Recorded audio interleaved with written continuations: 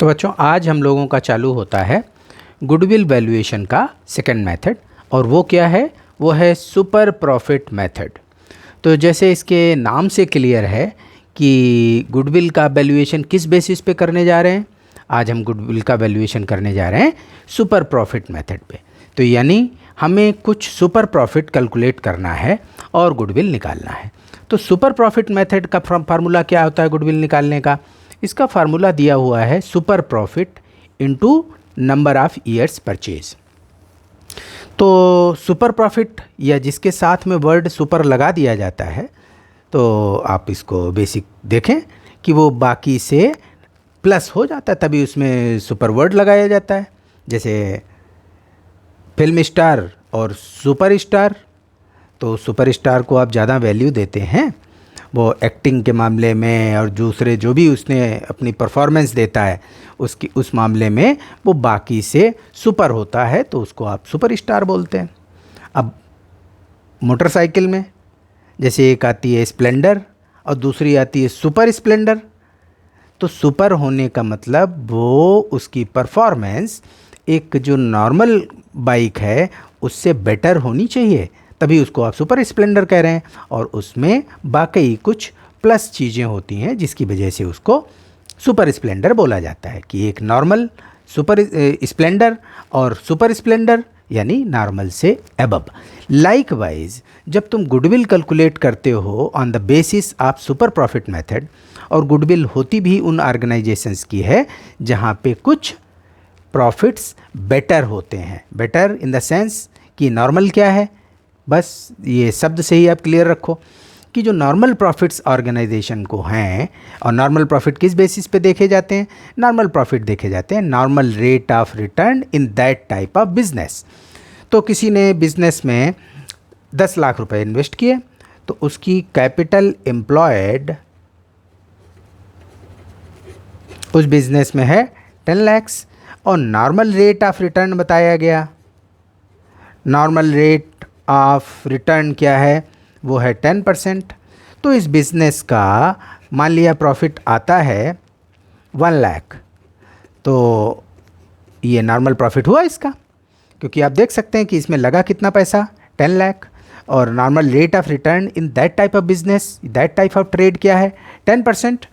तो हमारा जो प्रॉफिट उसने अर्न किया, मान लिया ये प्रॉफिट 1 लाख उसने अर्न किया ड्यूरिंग द ईयर, तो ये कैसा प्रॉफिट उसने अर्न किया? उसने नॉर्मल प्रॉफिट अर्न किया कि भाई नॉर्मली यही रिटर्न चल रहा है इस टाइप ऑफ बिजनेस में और यही इसको होता है, तो ये नॉर्मल प्रॉफिट है जो कि नॉर्मल रेट ऑफ रिटर्न के बेसिस पे निकाला गया। लेकिन अगर एक्चुअल प्रॉफिट इस फर्म को होता है 1,50,000, तो क्या होगी इसमें? तो अब इसके मतलब ये फर्म सुपर प्रॉफिट अर्न कर रही है। सुपर प्रॉफिट यानी नॉर्मल से ज़्यादा। तो बस नॉर्मल से कितना ज़्यादा? तो नॉर्मल से इसका ज़्यादा है 1,50,000 इसने अर्न किया, और नॉर्मल प्रॉफिट है इसका 1 लाख। तो जो भी डिफरेंस आता है ₹50,000, ये बोला जाएगा सुपर प्रॉफिट, है ना, क्योंकि इसने नॉर्मल से बेटर अर्निंग की, नॉर्मल से इसका रेट ऑफ रिटर्न बेटर था, तो दिस इज़ सुपर प्रॉफिट। और अगर आपको कहीं पे जैसे क्वेश्चन में अगर कैपिटल एम्प्लॉयड या ये चीज़ें आपको देखनी होती हैं, तो कैपिटल एम्प्लॉयड के लिए आप दिमाग में रख सकते हैं, बिल्कुल बेसिक सी बात है अकाउंटेंसी की, कि assets are equal to liabilities plus capital. तो कभी कभी चूंकि क्या होता है वो हमको बता देता है total assets of the business are this and outside liabilities इतनी, तो हमको चाहिए क्या होती है? हमें चाहिए होती कैपिटल एम्प्लॉयड। तो उस केस में हम क्या करेंगे? Assets minus liability is equal to capital employed. ये आ गया आपको। ये फिगर हमें क्यों चाहिए होती है? ये फिगर हमें इसलिए चाहिए होती है क्योंकि इसी में परसेंटेज ऑफ नॉर्मल रेट हम मल्टीप्लाई करते हैं, तभी तो हमें पता चलता है कि इस फर्म को नॉर्मल प्रॉफिट क्या हुए। और नॉर्मल प्रॉफिट और एक्चुअल प्रॉफिट, इनका हमको डिफरेंस निकालना होता है, तभी हम सुपर प्रॉफिट निकाल पाते हैं। और उस सुपर प्रॉफिट में ईयर ऑफ परचेज को मल्टीप्लाई करोगे तो हमको सीधा सा गुडविल पता चल जाती है। तो ये तो हुई हम लोगों का एक जनरल डिस्कशन। वो किस लिए? क्योंकि आपको लर्न करना है नेचुरली। तो एक नेचुरल वे में पढ़िए, बिल्कुल नॉर्मल होके पढ़िए, कोई दिमाग में कोई टेंशन या कोई तरीके के कॉम्प्लिकेशंस मत लाइए। कोशिश केवल इतनी करिए कि जो लिखा हुआ है उसका मतलब क्या है, और बस आप लोगों की सबसे ज़्यादा क्यूरियासिटी इसी के लिए होनी चाहिए कि ऐसा है तो क्यों, ऐसा इसके पीछे लॉजिक क्या है। तो आपको जैसे ही वो क्लियर होता है तो आप किसी भी लेवल पे हो, चाहे 11th हो, 12th हो, कुछ भी आप कर रहे हो, लेकिन आपकी जो नॉलेज होगी वो एक एक्सपर्ट नॉलेज होगी और आपको कम पढ़ना भी पड़ेगा और आउटपुट भी अच्छा होगा। तो इस तरीके से आप इसको बहुत इजीली कैलकुलेट कर सकते हैं। अब हम बात करते हैं इसके बेसिक जो थ्योरी वगैरह दे रखी है। अब हम लोगों की बात होती है कि आखिर हमारी थ्योरी क्या पोर्शन क्या कहता है। तो बस अब आपको उसको ध्यान से समझ लेना है और कोई प्रॉब्लम अब नहीं होगी। देखिए, तो सुपर प्रॉफिट मेथड क्या कहता है, इसके फार्मूले की बात हो चुकी है। सुपर प्रॉफिट हमारा क्या है? Actual average profit of the firm, यानी एक्चुअली उसने क्या अर्न किया। जैसे आपने देखा कि एक्चुअल प्रॉफिट इसको कितने हुए, एक्चुअल प्रॉफिट इसको हुए थे 1,50,000। तो ये हमारे क्वेश्चन में दिए होते हैं, और अगर उसने एवरेज के बेसिस पे निकलवाया है तो जो भी 3 साल का, 4 साल का, 5 साल का उसने एवरेज बताएगा कि इन ईयर्स में ये प्रॉफिट्स हुए, तो हमारा एवरेज एक्चुअल अर्निंग क्या रही। तो वो हमें इसलिए थोड़ी एक्यूरेसी पॉइंट ऑफ व्यू से एवरेज की बात करता है कि देखिए ऐसा नहीं है किसी एक साल में इस कंपनी ने या इस फर्म ने चमत्कार किया है, इसका लास्ट 4-5 ईयर्स का एवरेज देखिए, वो भी नॉर्मल से बेटर आता है। It means it is earning some super profits, और super profit is the resultant of some existence of goodwill.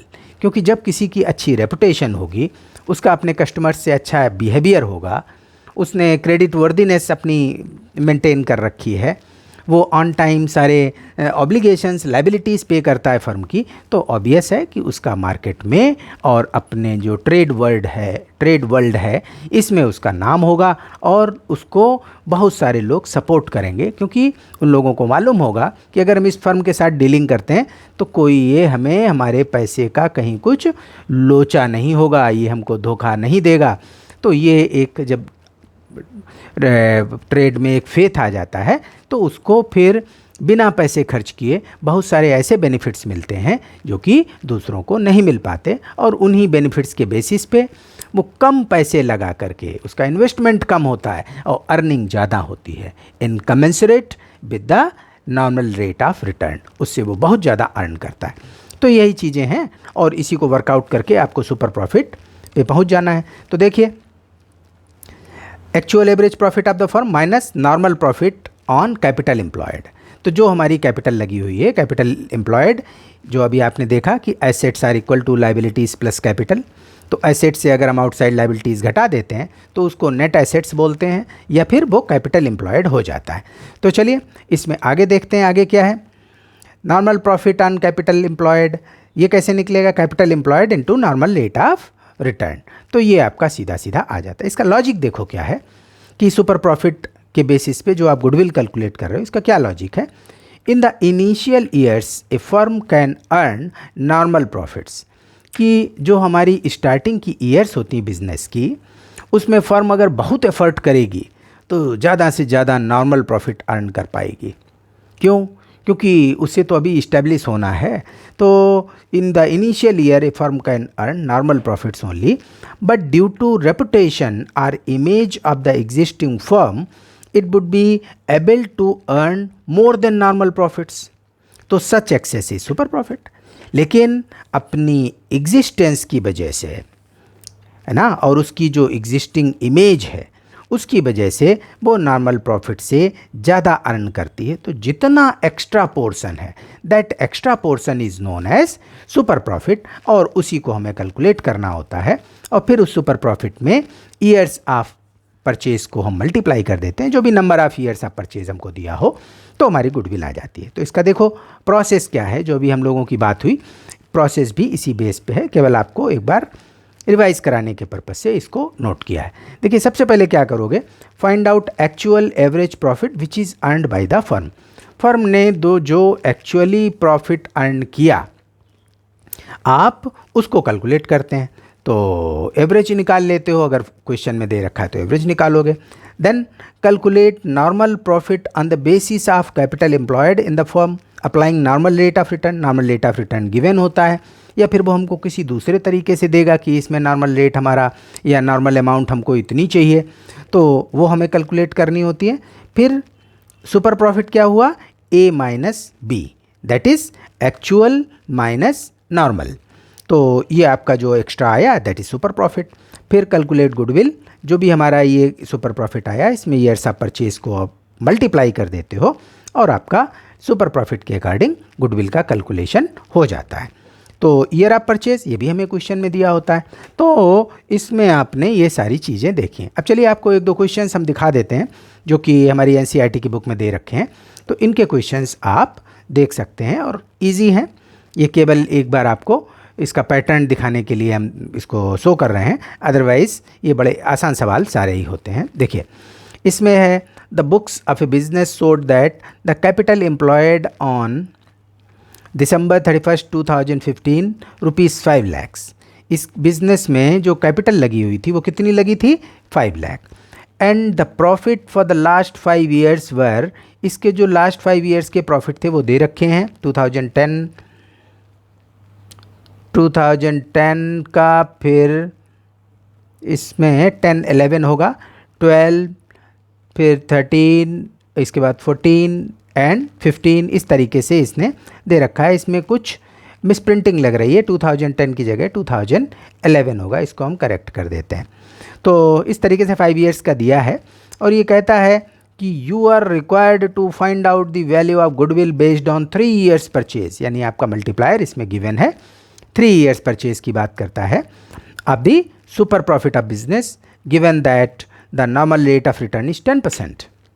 तो सिंपल, अब आपने क्या करना है, पहले इन सब का हमको एक्चुअल एवरेज निकाल लेना है। तो 5 ईयर्स के जो भी प्रॉफिट्स हैं इनको आपने सबको ऐड किया, इट कम्स टू 3 लाख, और 3 लाख को 5 से डिवाइड करोगे तो ये आता है 60,000।